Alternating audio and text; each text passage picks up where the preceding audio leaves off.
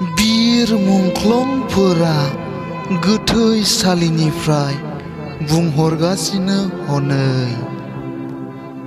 नै सुबुं माहारि बर' हारि आगोमा फिसा मुंख्लंफोरा थैनानैब्लाबो दिनैबो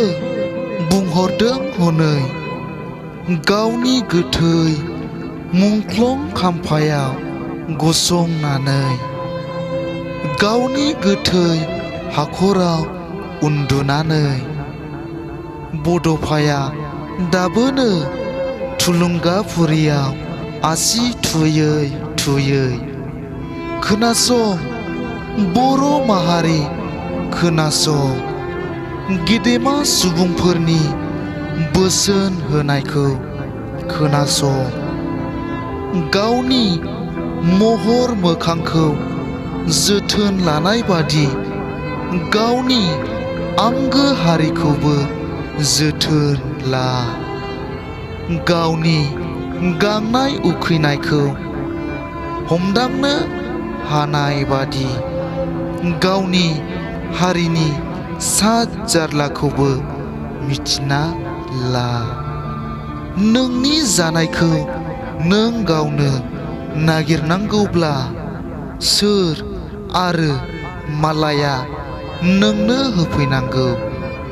गावनि हारिखौ गावनो सिबियाब्ला सोरथो आरो गुबुना सिबिफैबावनांगौ बिनिखायनो नों गावनो साननो रोंनांगौ बर' हारिया दिनैसिम उदांस्रि मोनाखै दाबोनो जोंनि हारिया गेरेमसा जायाखै बावलांबाय नामा नोंसोर सुजित नार्जारिनि गोजा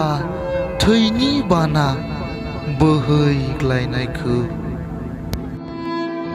खन्थाइ मुलुगखौ मोजां मोनग्रा आंनि आंगो लोगो नोंथांमोन बे खन्थाइ आवरायनायनि सायाव माबाफोर गोरोन्थि नुदोंब्ला आसि दिन्थिनानै कमेन्टआव खोन्थाहर आरो मोजां मोनदोंब्ला आंनि इउटिउब चेनेलखौ साबस्क्राइब खालाम